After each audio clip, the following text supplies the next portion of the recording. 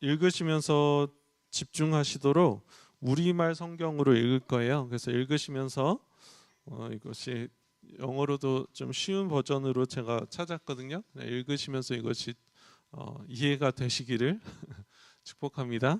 저희 느헤미야 13장 1절부터 31절까지인데요. 저희 집중해서 한 목소리로 읽도록 하겠습니다. 편한 언어로 읽으시면 되는데요. 저는 한국말로 읽도록 하겠습니다. 그날 백성들이 듣는 앞에서 모세의 책을 큰 소리로 낭독했습니다. 그런데 거기에 암몬 사람과 모압 사람은 영원히 하나님의 회중에 들지 못한다는 기록이 나왔습니다. 그들이 빵과 물을 줘 이스라엘 백성들을 반기기는커녕 오히려 바람을 매수해 그들을 저주하게 했기 때문입니다. 그러나 우리 하나님께서는 그 저주를 복으로 바꿔버리셨습니다. 이 율법을 들은 백성들은 이방 피가 섞인 사람들을 이스라엘에서 몰아냈습니다. 이 일이 있기 전에 우리 하나님 집에 창고를 맡고 있던 제사장 엘리야십은 도비야와 가깝게 지내며 그에게 큰 방을 하나 내어주었는데 그 방은 전에 곡식 제물과 유향과 성전의 물건을 두고 레위 사람들과 노래하는 사람들과 성전 문지기들을 위해 11조로 거둔 곡식과 새 포도주와 기름과 제사장들에게 주는 제물들을 두던 방이었습니다. 그러나 이 모든 일이 진행되고 있을 때에 나는 예루살렘에 있었습니다. 바벨론 왕 아닥사스다 32년에 내가 왕에게 갔다가 며칠 후에 왕의 허락을 받고 다시 예루살렘으로 돌아왔던 것입니다. 그제야 나는 엘리야십에게야 하나님의 집들에 있는 방을 내준 그 어처구니 없는 소행을 알게 됐습니다. 나는 너무 화가 나서 그 방에서 도비야의 모든 살림살이를 밖으로 내던지고는 방들을 정결하게 하라고 명령을 내리고 나서 하나님의 집의 기구들과 곡식 제물과 유향을 그 방에 다시 들여놓았습니다. 그러고는 레위 사람들이 받게 돼 있는 몫을 받지 못한 것과 직무를 수행해야 하는 레위 사람들과 노래하는 사람들이 자기네 땅으로 돌아가 버린 사실도 알게 됐습니다. 그래서 나는 관리들을 꾸짖으며 하나님의 집이 버려지다니 어떻게 된 일이요 하고 묻고는 그들을 소집해 각각의 자리에 복직시켰습니다. 그러자 온 유다가 곡식과 새 포도주와 기름의 11조를 가져와 창고에 들였습니다. 나는 제사장 설레마와 학사 사독과 레위 사람 부다야를 창고 책임자로 임명하고 사꿀의 아들이며 마따냐의 손자인 하난을 그 밑에 세웠습니다. 그들은 모두 정직하고 믿을 만한 사람으로 인정받는 사람들이었기 때문입니다. 형제들에게 분배하는 것이 그들의 직무였습니다. 하나님이여, 제가 이렇게 한 것을 기억하소서. 제가 하나님의 집을 위해 또 그 직무를 위해 이를 성실하게 수행한 것을 잊지 마소서. 그 무렵 나는 사람들이 유다에서 안식일에 포도주 틀을 밟고 곡식을 들여와 나귀에 싣고 포도주, 포도, 무화과와 그 밖에 온갖 물건을 다 싣고는 안식일에 예루살렘으로 갖고 들어오는 것을 보고 그들이 그날의 음식은 팔지 말라고 경고했습니다. 예루살렘에는 두로 사람들도 살고 있었는데 그들이 물고기와 온갖 종류의 상품을 갖고 와서 안식일에 예루살렘에서 유다 사람들에게 팔고 있었습니다. 그래서 내가 유다 귀족들을 꾸짖으며 말했습니다. 당신들이 안식일을 모독하다니 이게 가당키나 한 짓이요. 당신들의 조상들도 똑같은 짓을 해서 하나님이 우리와 이 성에 이 모든 재앙을 내리신 게 아니요. 그런데 당신들이 지금 안식일을 더럽히며 이스라엘에 대해 더 큰 진노를 부르고 있어. 나는 안식일 전날 예루살렘 성문들에 어둠이 드리울 때에 그 문들을 닫고 안식일이 끝날 때까지 열지 말라고 명령했습니다. 또 내 부하들 가운데 몇 사람을 성문들 앞에 세워 안식일에 아무것도 싣고 돌아오지 못하게 했습니다. 그러자 온갖 물건을 실은 상인들과 장사꾼들이 예루살렘 성 밖에서 한두 번 밤을 새웠습니다. 내가 그들에게 경고하며 말했습니다. 너희가 왜 성 밖에서 밤을 새우는 것이냐? 다시 이렇게 하면 내가 가만두지 않을 것이다. 그 이후에 다시는 그들이 안식일에 나타나지 않았습니다. 그러고 나서 나는 레위 사람들에게 자신을 정결하게 하고 성문을 지켜 안식일을 거룩하게 하라고 명령했습니다. 하나님이여, 제가 이들에게 한 것을 기억하시고 주의 큰 사랑을 따라 저를 불쌍히 여기소서. 또한 그 무렵 나는 유다 사람들이 아스돗, 암몬, 모압 여자들과 결혼하는 것을 보았습니다. 그 자식들 가운데 절반이 아스돗 말은 해도 유다 말은 할 줄 몰랐습니다. 나는 그들을 꾸짖고 저주를 내렸고 그 사람 가운데 몇 사람은 때리기도 하고 머리채도 잡아당겼습니다. 또 그들에게 하나님의 이름으로 맹세하게 하며 말했습니다. 너희는 너희 딸들을 그들의 아들들에게 시집 보내지 말고 그들의 딸도 아들이니 너희에게 집으로 시집오게 하지도 말라. 이스라엘의 왕 솔로몬이 그래서 죄지은 것이 아니냐. 많은 나라들 가운데 그 같은 왕은 없었다. 그가 하나님의 사랑을 한 몸에 받아 하나님께서 그를 온 이스라엘을 다스리도록 왕으로 세우셨지만 이방 여자들 때문에 그마저 죄에 빠지고 만 것이다. 그러니 이제 너희가 이방 여자들과 결혼해 이 모든 끔찍한 일을 저지르고 우리 하나님께 죄짓고 있다는 말을 우리가 들어가겠느냐. 그런데 대제사장 엘리야십의 아들인 요야다의 아들들 가운데 하나가 호론 사람 산발랏의 사위였습니다. 그래서 내가 그들 내 앞에서 쫓아버렸습니다. 하나님이여, 그들을 기억하소서. 그들은 제사장의 직분과 제사장의 언약과 레위 사람들의 언약을 저버린 사람들입니다. 그리하여 나는 제사장들과 레위 사람들을 이방의 모든 것으로부터 정결하게 하고 각각의 직무대로 그들에게 책임을 맡겨 정해진 때에 앳감을 드리는 일과 열매를 드리는 일을 하게 했습니다. 하나님이여, 저를 기억하고 은총을 내리소서. 아멘. 아멘. 말씀을 읽으시면서 좀 이해가 되셨나요? 네. 저희가 느헤미야를 계속해서 살펴봤는데요. 오늘이 이제 결론장이죠. 마지막 장입니다. 근데 저희 금요 예배 말씀을 계속해서 들으셨다면 지금 어떻게 보면 되게 허탈하실 수도 있을 것 같아요. 왜냐하면 오늘 저희가 읽은 내용들이 다 느헤미야가 정말 개혁했던, 목숨과 사명을 바쳐서 개혁했던 그런 내용들인데, 그런 모든 수고와 노력들이 다 수포로 돌아간 것이죠. 도루묵이 돼버린 것입니다. 느헤미야 13장을 짧게 요약하자면 그동안의 이야기가 느헤미야는 이민 4세였어요. 지금도 오늘도 계속해서 독도와 그 독도 분쟁으로 일본은 독도가 자기네 땅이라고 정말 말도 안 되고 이렇게 우기고 그런 분쟁이 있잖아요.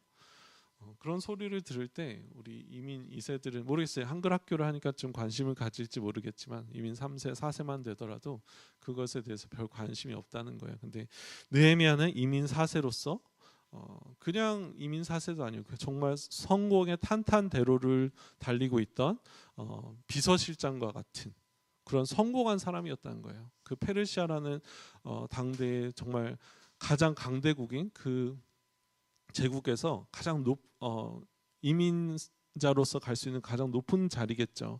그 자리까지 가서 편안하게 살 수 있음에도 불구하고 예루살렘 성이 회파됐다는 소식을 듣고선 그가 눈물로써 부르짖으면서 기도했다는 거예요. 백성들, 하나님의 백성들의 아픔이 자신의 아픔이 되었다는 것이죠.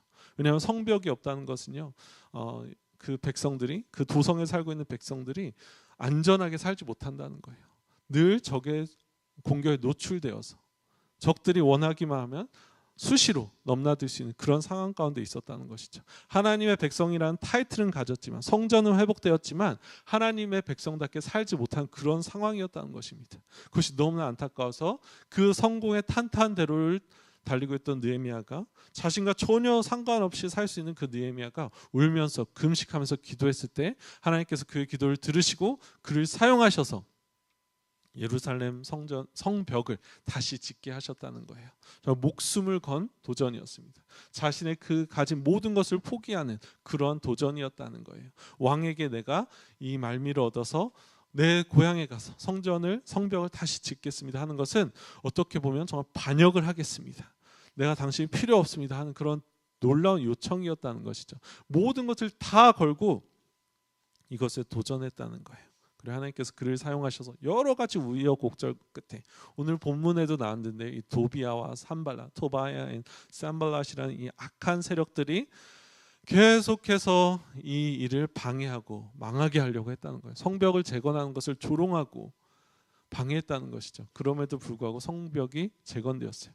성벽이 재건된 것이 끝이 아니었다는 것이죠. 성벽은 단지 모형을 갖춘 것이고요. 그 성벽 안에 사람이 살아야 되고요. 사람들이 몰려와서 하나님 예배해야 되고요. 그 성벽에 사는 사람들이, 성 안에 사는 사람들이 하나님의 성민답게, 백성답게 살아가야 된다는 거예요. 그래서 저희가 살펴봤던 것이 안식일을 지키기로 결단하고 이방 결혼을 끊기로 결단했다는 거예요. 그래서 에스라와 함께 보면요, 그 이방 여인들과 이혼하고, 물론 신약에서는 그렇게까지는 할 필요는 없다고 이야기를 하고 있어요. 이방 여인들과 이혼하고 아내들을 다시 그 이방 나라들로 돌려보냈어요. 그리고 여러 가지, 제가 또 혹시라도 오해하실까봐, 신약에서는 이방 결혼을 반대하지만 그냥 너 결혼했다면 그 안에 예수 믿기 전에 결혼했다면 그대로 머물라고 이야기하고 있다는 거예요. 하지만 믿지 않는 사람과 멍에를 매지 말라고 바울 사도는 이야기하죠. 그래서 그 이방 여인들을 구약에서는 되돌려보내는 그런 결단까지 했다는 거예요. 얼마나 마음이 아팠겠어요. 자신의 아들을 돌려보내는 그런 결단. 다시는 수치를 당하지 않기 위한 그러한 결단이었다는 것이죠. 이러한 놀라운 영적 부흥과 재건, 우리가 말씀 앞에 순종하기로, 말씀을 정말 자원해서 듣고요, 일어서서 하루 종일 듣고요, 눈물로서 회개하면서 이러한 결단을, 하나님의 절기를, 말씀을 지키기로. 왜? 우리가 말씀을 떠났기 때문에 수치를 당했다는 거예요. 그래서 우리는 다시는 수치를 당하지 말자고 이렇게 결단했다는 것이죠. 회개의 부흥의 역사가 일어났다는 거예요. 정말 놀랍고 허탈한 것은 오늘 우리말 성경에서는 어처구니 없다고 이렇게 하는데요. 오늘 본문을 보자면 이러한 일이 있었던 거예요. 느헤미야가 예루살렘에 와서 성벽을 재건하고 12년 정도 머물렀던 것 같습니다. 12년에 걸쳐서 그 부흥을 일으키고, 느헤미야가 있는 동안에는 아마도 삐뚤어 나갈 생각을 하지 못했을 거예요. 느헤미야는 정말 무서운 사람이었어요. 그렇죠? 오늘도 보면은 머리털을 뽑기까지 정말 무서운 사람이었다는 거예요. 그런데 느헤미야가 이제 약속했던 황제에게 약속했던 그 시간이 지나서 다시 본국으로 돌아가요. 근데 그 시간이 그렇게 길지 않았던 것 같아요. 성경에서는 한국말 개역 성경에서는 잠시라고, 며칠이라고 이야기를 하고요. 이것이 아마도 1년이 되지 않았을 거라고 성경은 기록합니다. 그 1년 사이에 아마도 느헤미야는 그 본국의 소식을 들었던 것 같아요. 정말 어처구니 없는 그러한 일들이 일어났다는 거예요. 그 짧은 시간 동안 7절에 보면 대제사장 엘리야시, 대제사장이 그냥 제사장도 아니고요, 제사장 중에 선택받은 그 대제사장, 하나님 앞에 들어갈 수 있었던 그 선택받았던 대제사장이 도비아에게 성전 뜰에 방을 내줬대요.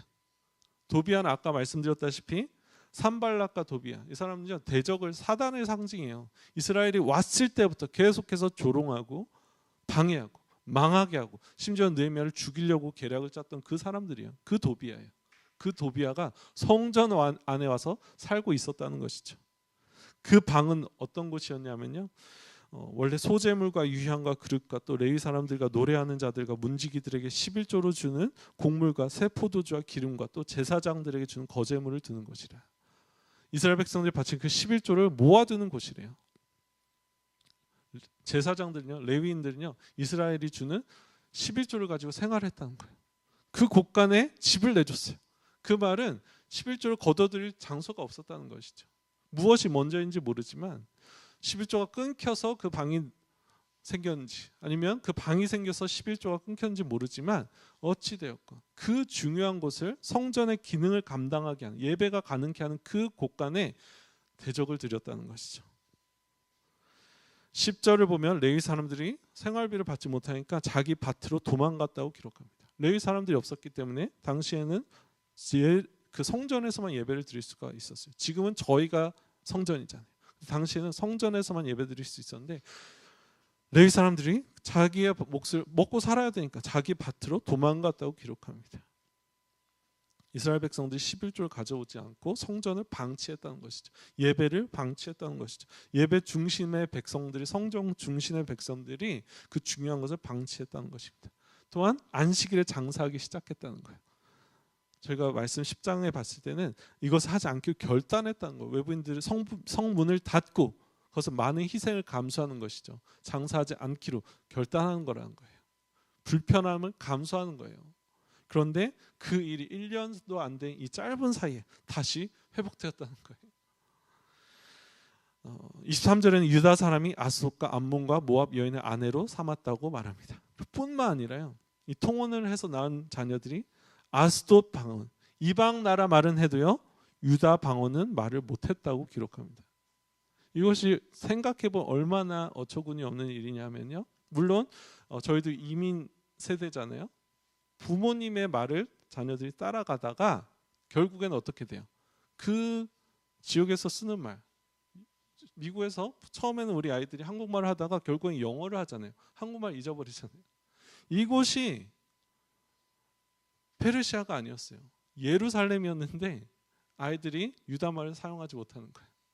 얼마나 그것이 타락했고 이방인들의 삶이 그들의 익숙하고 이방인의 문화가 그곳에 팽배했냐 하면 그곳에 사는 아이들마저 유다말을 하지 못하는 거예요. 완전히 세속화돼 버린 거예요. 완전히 이방화돼 버린 것이죠. 얼마나 어처구니 없는 일입니까? 12년을 목숨을 걸고 자기의 모든 것을 걸어서, 그것도 혼자 한 것이 아니죠. 하나님의 놀라운 역사 가운데 정말 많은 사람들이 도움을 줘서 하나님께서 개입하셔서 영적인 부흥이 일어났어요.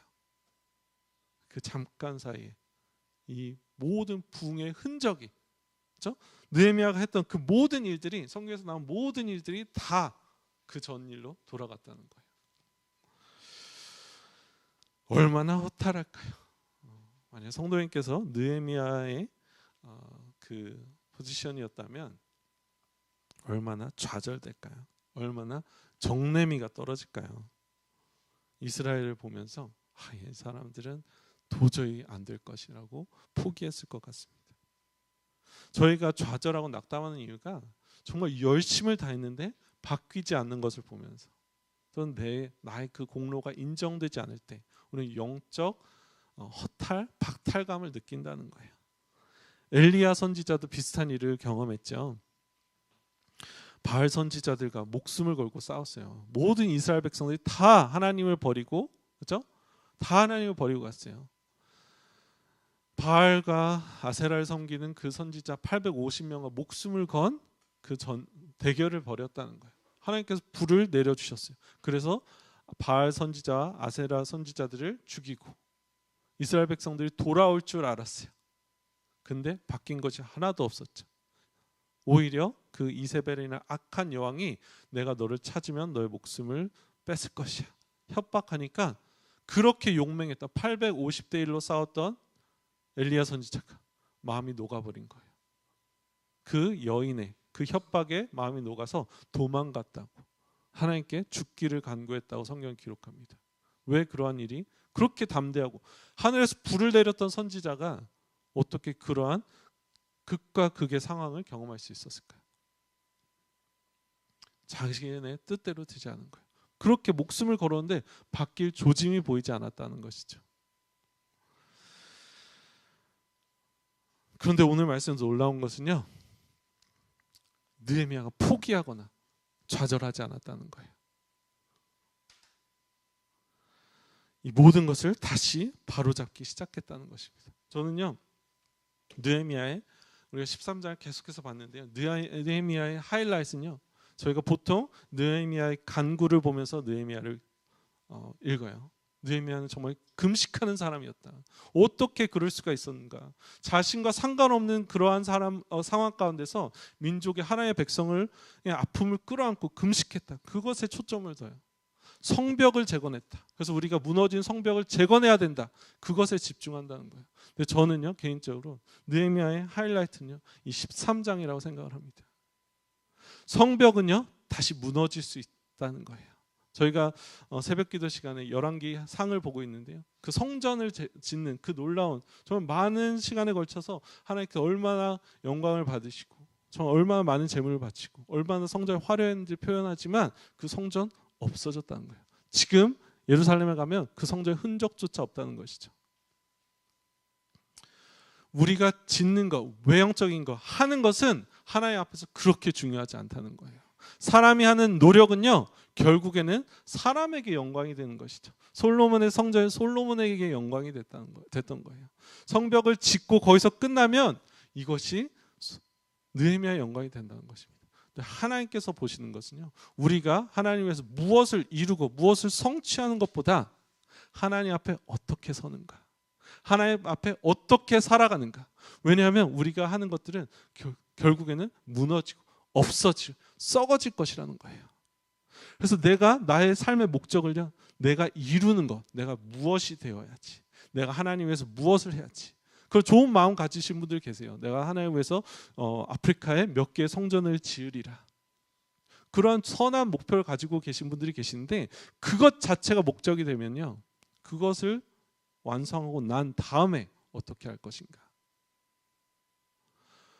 교회를 지었는데 한국에 정말 우리의 믿음의 신화의 선조들이 정말 많은 헌신으로 한국의 그 많은 교회들을 지었다는 거예요. 유럽에 가면요, 정말 수십 년에 걸쳐서 바르셀로나에 가면 아직까지도 그 아름다운 성전을, 가우디 성전을 짓고 있잖아요. 그 수많은 노력을 했는데 100년이 지나고 아니 10년만 지나고 그 교회에 사람이 없는 거예요. 관광지로 전락하는 거예요. 교회를 짓는 것 자체가, 무언가를 하는 것 자체가 우리 인생의 목적이 된다면 그것은 무너질 수밖에 없는 정말 허탈한 일이라는 것이죠. 우리가 추구해야 될 것은요, 하나님 앞에 어떻게 사는가, 하나님께서 나를 어떻게 기억해 주시는가, 하나님과 나는 동행하고 있는가, 그것이 우리 인생의 목적이 돼야 된다는 거예요. 이것이 목적이 되면요, 넘어져도 나의 목적은 평생 처음부터 하나님을 순종하는 것이었다는 거예요. 상황이 바뀌더라도, 상황이 좋아지지 않더라도 나는 하나님을 순종하고 따라가면 되는 거예요. 그것이 내가 해야 되는 그러한 최우선적인 목적이라는 것이죠.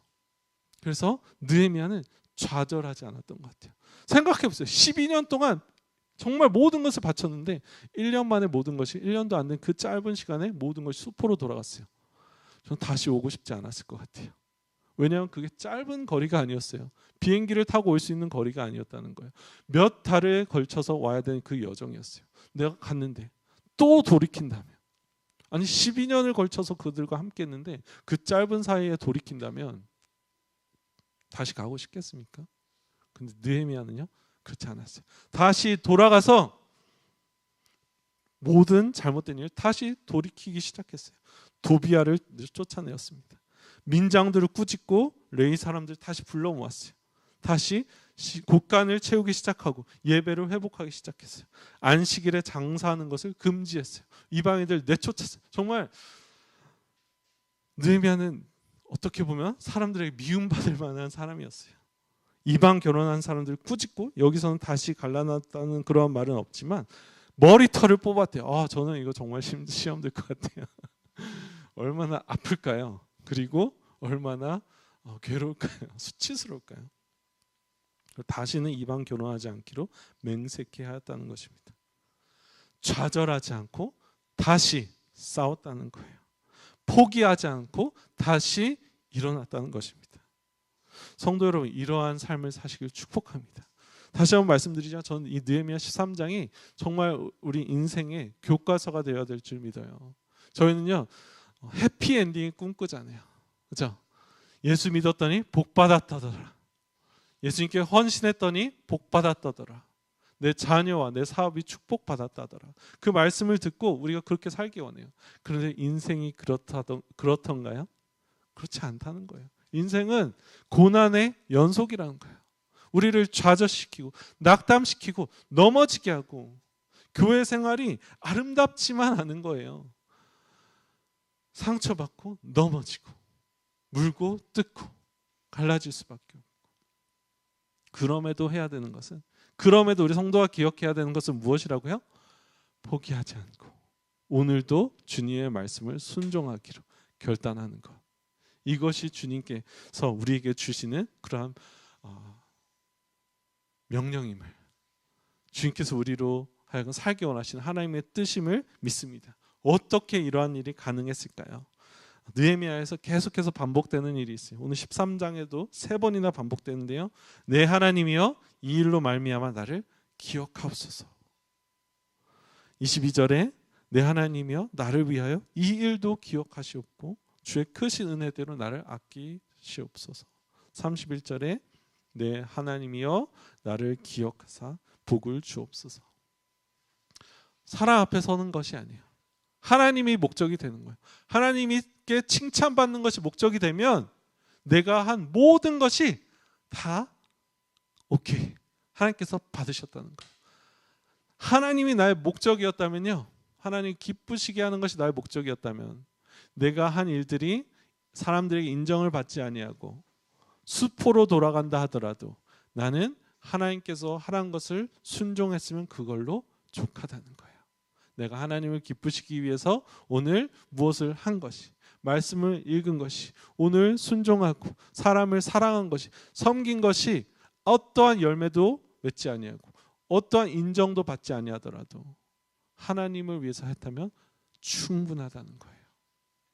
여러분들, 성도 여러분, 하나님께 칭찬받는 것이 성도 여러분들의 인생의 가장 중요한 목적이 되시기를 축복합니다. 어떤 사람들은요, 하나님께 인정받는 것은 안중에도 없어요. 사람들에게 인정받으면 그것이 가장 중요한 거라는 거예요. 그래서 많은 사람들이 헌금을 하고, 이것이 미국 문화인지 모르지만 신학교에 가도요, 미드웨스턴에 갔더니 그 너무 아름다운 채플이 있는데 이름이 데니얼 리 채플이에요. 이동호 목사님. 근데 그것이 뭐 그분이 원해서 한 것이 아니라 이게 미국 문화인 것 같아요. 근데 사람을 기억하는 것보다, 그렇죠? 하나님께 바쳐진 그것으로 충분하거든요. 내 이름을 걸지 않고 교회에 아니면 이 학교에 이런 채플을 짓겠습니다 하면 얼마나 많은 분들이 정말 전 재산을 도내할지 모르겠어요. 많은 사람들, 저도 마찬가지죠. 사람에게 그래도 이왕이면 칭찬받고 인정받고 싶다는 거예요. 제가 그 대학교 때 과테말라로 선교를 갔었어요. 그때 과테말라에서 정말 산지에 그 원주민 목회를 하시는 분인데, 이분이 얼마나 수고하시냐면요, 생활이 되지 않기 때문에 원주민 사역하시는 분이에요. 반년은 커피 농장에서 일하시고 반년은 산골에 와서 목회하시는, 너무나 근데 뜨겁게 기도하시고 너무 도전을 많이 받았어요. 그분을 보면서 너무나 귀하다. 근데 하나님, 이분처럼 사역하고 싶지는 않습니다. 그런 마음이 들더라고요. 이왕이면 정말 산골에서 아무도 모르는 그런 목회하는 것보다는 열매 있는 사역하고 싶잖아요. 열매를 보고 인정받고 싶잖아요. 하나님께서는 저희 자주 하는 찬양 있죠. 하나님 앞에서는 내가 주의 전에 문지기로 거하는 것이 다른 곳에서 천날을 백날을 거하는 것보다 더 귀하다. 하나님이면 충분하다는 거예요. 하나님과 함께하고 하나님 인정이면 충분하다는 것이죠. 이렇게 성도 여러분들의 관점이 바뀌셨으면 좋겠어요. 나는 왜 공부를 하고, 왜 직장 생활을 하며, 왜 신앙 생활을 하며, 왜 주님을 섬기는가? 사람의 인정이 아니라는 거예요. 주님께서 받으셨으면 그걸로 충분하다는 거예요. 그것이 나의 인생의 가장 중요한 목표가 돼야 된다는 것이죠. 그래서 성도 여러분, 포기하지 마십시오. 절대로 포기하지 마십시오. 좌절하지 마십시오. 그리고 타협하지 마시기를 축복합니다. 주님께서 하라면 순종하시고, 어떠한 혹시라도 나를 타협하게 할, 여기 보면요, 그 이방인들이 문을 닫으니까 계속해서 몇 주 동안 나와서 진을 쳤다는 거예요. 그것에 마음이 약해지면 안 된다는 거예요. 여기까지 와서 밤새고 있는데 불쌍해서 들여보내주면 안 된다는 것이죠. 하나님께서 기뻐하시지 않는 것을 알면 타협하지 아니하고 하나님께만 순종하면 되는 거예요. 설령 내가 욕을 먹을지라도, 사람들이 지탄을 받을지라도 하나님이 기뻐하시는 것이 무엇인지를 알고 내가 맡은 곳에서, 나를 불러주신 곳에서 순종하며 살아갈 때 하나님께서 영광 받으실 줄 믿습니다. 그것이 우리 인생의 가장 중요한 목표가 되시기를 축복합니다. 저희 기도하고 찬양하고 기도하는 시간을 가질 텐데요. 결과는 하나님의 영역이라는 거예요. 그죠? 저희가 할 것은요. 뭐 부흥을 일으키시고 사람들 바꾸시고 그것은 하나님의 영역이라는 거예요. 우리가 하는 것 해야 우리의 영역은요. 순종이에요. 불러주신 우리에게 주신 그 아는 계명들을 순종하는 것 이것이 우리의 영역이고요. 사람의 마음이 바뀌고 부흥을 하고 역사가 일어나는 것 이런 것들은 다 하나님의 영역이라는 것이죠. 그래서 하나님께 맡겨드리고 우리는 우리의 할 일 하나님을 기뻐하고 하나님께서 말씀하신 것을 순종하고 오늘 순종했으면 내일 또 일어나서 결단하고 상황이 바뀌지 않더라도 포기하지 아니하고 또 순종하고 그러면 하나님께서 기뻐하신대. 하나님 기뻐하시게 하는 것이 우리 인생의 목표가 되기를 축복합니다. 저희 함께 사랑합니다 나 예수님 찬양하면서요. 한국말 이걸 영어로 어떻게 표현하는지 모르겠어요. 주님 사랑합니다. 그것뿐이야. 그것이면 충분합니다. 자, 우리의 사랑을 우리 마음을 하나님께 고백하면서 찬양하고 몇 가지 기도하는 시간 갖도록 하겠습니다.